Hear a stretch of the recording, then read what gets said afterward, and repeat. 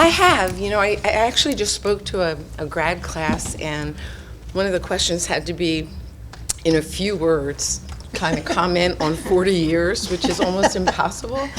But the one thing that comes to mind are just the people.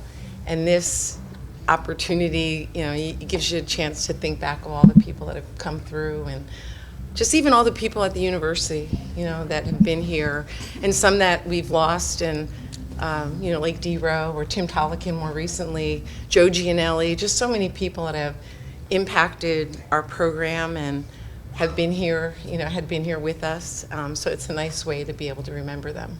Why did you get into coaching? Why did I get into coaching? Well, honestly, I got into coaching because I always knew I was going to coach and teach. I was always going to be a teacher. I was that kid back when you actually had regular chalkboard writing. I always was the one writing on the chalkboard. I was always in charge, was going to be a teacher. And then when I went to college, I just had the best experience. I loved school. I did well in school. I had great friends, basketball. We won a national championship. I learned a lot. I was involved in intramurals. I was involved socially on campus.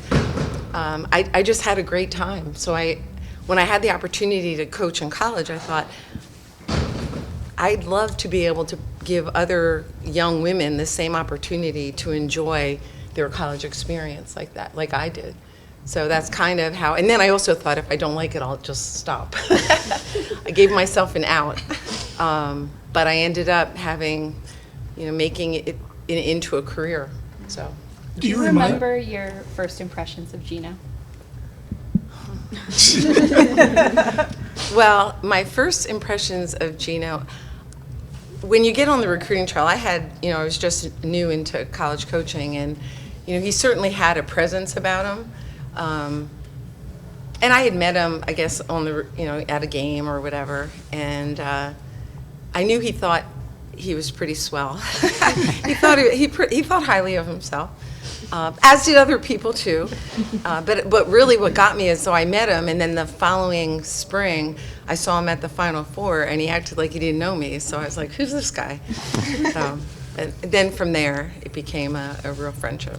Would you characterize your relationship with Gino as sort of like an odd couple? Because he says that you're really the organized one, and he could really care less about those details. Would you characterize it as? I thought you meant like tall, and skinny, and short, and heavier. I don't know if it was ever the odd couple, because we are alike in a lot of ways. In some ways, not a lot of ways, just in some ways, in terms of our philosophy and what we saw as the vision for UConn, in terms of how we wanted our teams to behave, how we wanted to look, how hard we wanted to play, what we thought about, all of those things, we were on the same page. Just kind of how we got to the ending, a little bit different. He would be considered an idea guy, and I guess I would be the one that would get it done. Old married couples tend to bicker. Do you guys bicker at all? Yes, we bicker. Well, I think we bickered, I don't know, maybe we still bicker. There's more people around, so when it was just the two of us, there was probably a lot more bickering, just because it was the two of us.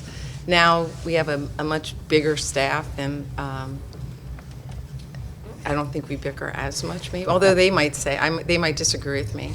But we definitely have our own opinions, but that's the great thing about working with Gino. I think he wants you to have an opinion. He wants you to challenge him. He challenges you as a coach, as a person, and I think that's one reason why we've been able to last and work together for so long. I think if it was status quo, it would be easy to get bored, but it's never boring with him, but it's not boring when you get challenged, and every year is a challenge, every day is a challenge. How close did you come to leaving? I'd say there were probably two places that I was most interested in, and that I went on interviews. This other story that goes around how many offers I had and all that, I'm not sure that's accurate, but there were two that I was seriously interested in, and the timing just didn't work for me at that point. And then it gets to a point where you really love where you are, and you find fewer and fewer places that you're drawn to or that you're interested in. So, CD, is it like for you to both spend your whole entire career here? It says a lot about like, your relationship, but also like what you built here. Like you said, like why would you go somewhere else when what you built here? But is that part of like when you reflect to think like you spent 40 years in one place? yeah, I think at some point, once you're here, once I was here for a while, I realized how hard it is to do what we've done, and that if I was going to leave, it had to be for a place that I felt confident that they had everything that I would need to be successful. The right people, and not about buildings, but just a belief and a vision and a commitment. And those places are, the more you know, there are fewer of those places that exist. So the more I stayed here, the longer I stayed here, the more I knew that this was a special place. Gino said that one of the things he's most proud of is just what you guys have been able to contribute to the growth of women's basketball as a female athlete, as someone who was probably fighting for playing time and playing space when you were playing. What does that mean to you to be able to contribute to the growth of this game? Well, that's one of those things that's hard to look back and think about. But just the number of players that we've been able to coach and that have gone on to establish themselves as some of the greatest in the game of women's basketball, and the fact that UConn will always have a place in history for a number of reasons, whether it's undefeated seasons, championships, consecutive wins, whatever the reason. Of course, I'm very proud of that. And once I retire, whenever that is, I think I'll be able to look back even with greater pride. It's hard when you're in the middle of something to really think back about all of those things other than the people and the pride that you have in them. Can you explain how you guys built this? I mean, you said it's hard, but just to see what you started with and what it's become, it seems improbable. Well, if I look back and I think about where we started, and everyone knows the story of the office and the field house and no locker room, a rotary phone, all of those, no secretary, no anything. It would seem very improbable and almost impossible. But when you're in it, I don't think we ever thought that. We never looked at what we didn't have. We always focused on what we had. And at the beginning, we really just had our vision and each other to kind of say, this is what we're going to do. And we were able to convince enough people to believe that same dream. And eventually, 40 years later, a lot more has happened than what we ever thought would have.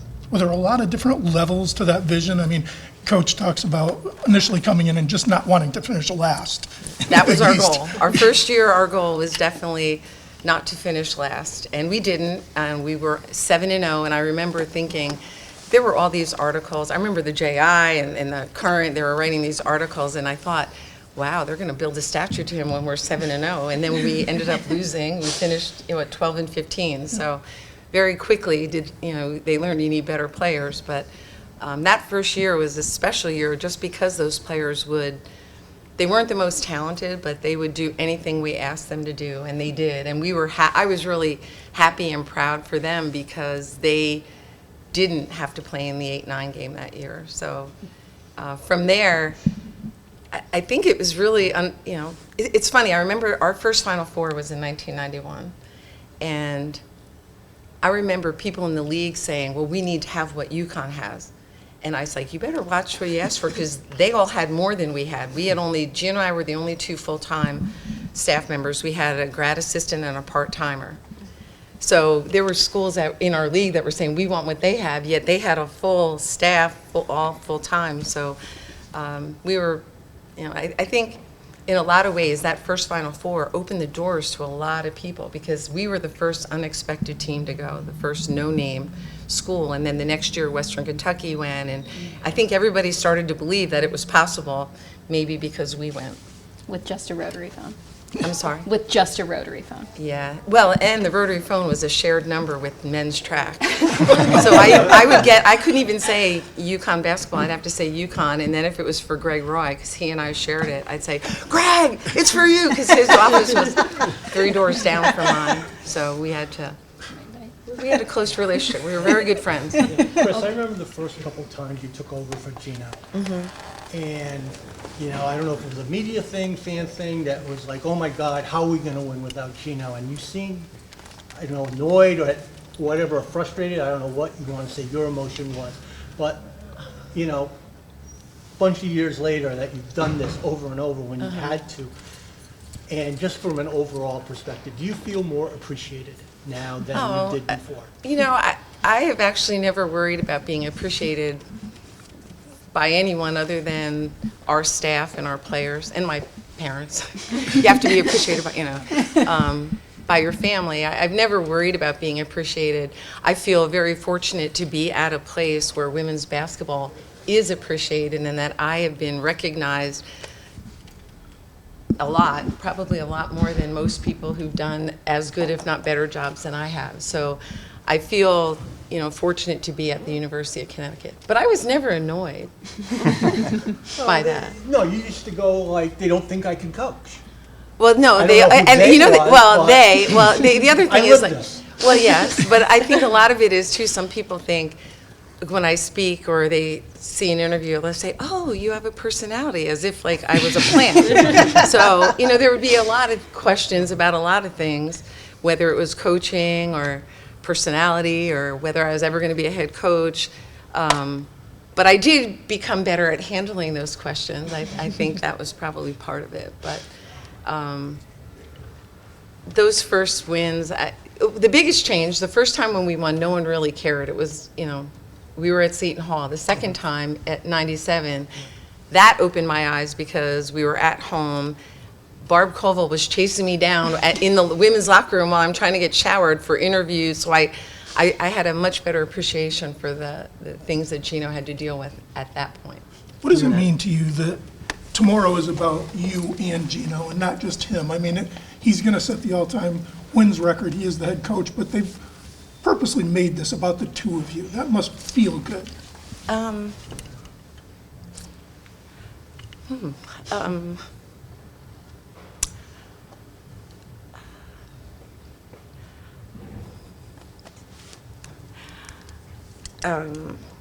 I don't know of any other head coach that would be as willing to share the limelight as he is. And whether it's with me in particular in this way, I just think it says everything about him.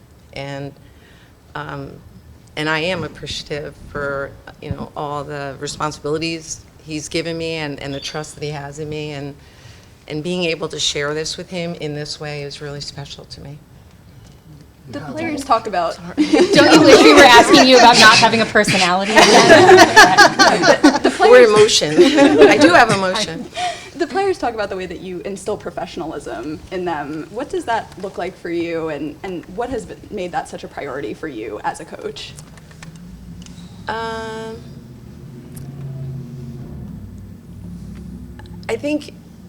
I think there's a certain way, I've always believed there's a certain way that you can carry yourself. And as a woman, as a female athlete, coming from an era where being a female athlete was not always looked at as a positive, always trying to make sure that you handled yourself in a way that was positive and that you were able to show that you were a strong female while you're able to play basketball and still look appropriate, dress nicely, have fun, do all the stuff that everyone else does. But there's, when I was going through it, there was a different kind of stigma to being a female athlete. And now it's about, I think, being a strong female, dressing for the job that you want, setting yourself apart in a positive way. And I think you can do that by how you treat people, the relationships you have with people, but how you approach, you're supposed to dress for the job you want. So if you want, whatever job that is, if you want to be the first owner in the NBA, the WNBA, you want to be a CEO, you want to be able to present yourself in a way that exudes confidence, and that you're able to handle yourself in a lot of different situations. Did you ever think that your job would mean teaching so many young women that they need to wear pantyhose to certain places? I didn't know that the pantyhose caused such trauma across the board for every one of our players. I just didn't know that. So many different classes. Oh, my word. I don't know. I guess I've actually changed a little bit. Now, you don't always have to wear, I guess you don't always, I do, but you don't always have to wear stockings, but just appropriate dress, appropriate attire for wherever you're going. That's what I go with, appropriate attire. How would you like to be perceived as a coach? Because for so many years, people looked at you as the team mom, and you're obviously I didn't so start as much the more than mom. that. I started as the sister, and then it became the aunt, and then the mom. And I'm not to the grandmother yet, but so start with where we started, because I wasn't that much older than they were. How would you rather be perceived than as the team sister / mom? Well, I think if you talk to our players, I've had the opportunity to coach a lot of really good players, and in particular, post players.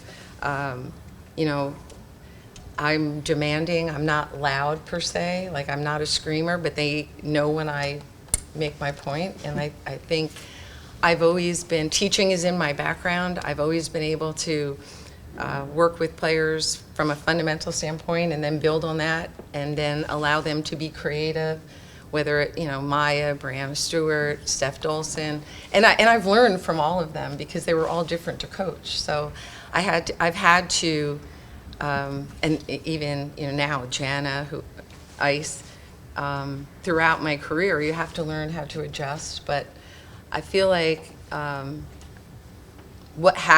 our post players have played, how our team has played, is somewhat a reflection of the kind of coach that I am. You have a lot of players coming back for this.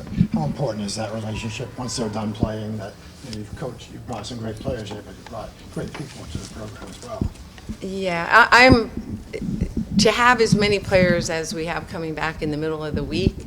It's just it just means a lot. I can't put into words how much it means to be able to have players that you've spent time with. But the best part about my job is the players, whether it's coaching them now, but even more so, it's like a parent. Once they leave, they almost have a better idea of why you did the things that you did, and your relationship can change. They have kids, they're getting married, they can call you if they're playing overseas and they're whining about their coach, which I never let them do, or in the WNBA. So I think the watching them grow, it's very rewarding, but then having the relationship after that, they can call you at any time and share news and complain, like I said, or be upset if they have something going on. That's what I cherish the most. That first year you won the Big East tournament back in '89, the previous offseason you pretty much turned over your entire roster. Just what do you remember about that? And was it difficult to have to get a lot of players out the door to bring in that Meg Debbie class? I figures you would bring that up. Honestly, I remember sitting, so where our office was, we had a window. And it looked into the old field house, and looked into the back of the bleachers. So you couldn't see anything except the bleachers. But I remember sitting there, and I left my office, went up there, and I was sitting by myself, and Laura Lishnas came up to me, and she sat down, and I was like, I don't know if I want to do this. I don't know if I want to go through this. And she said, no, we're going to be good, and we're going to have people that want to be here and all that, and want to be coached by you guys. And so I was like, okay. And we ended up having 7 new players. Our manager from the year before was on the team, Kathy Bantley, and that was our first. And then we had Megan, Wendy Davis, Stacey Wetzel, Shannon Saunders, Debbie Bear. So we had a really young team, Carrie, Laura, and we had 11 kids on the team. One of them was the manager, and we ended up having the best season ever. So it was a lesson to me for sure. Awesome. Thank you so much.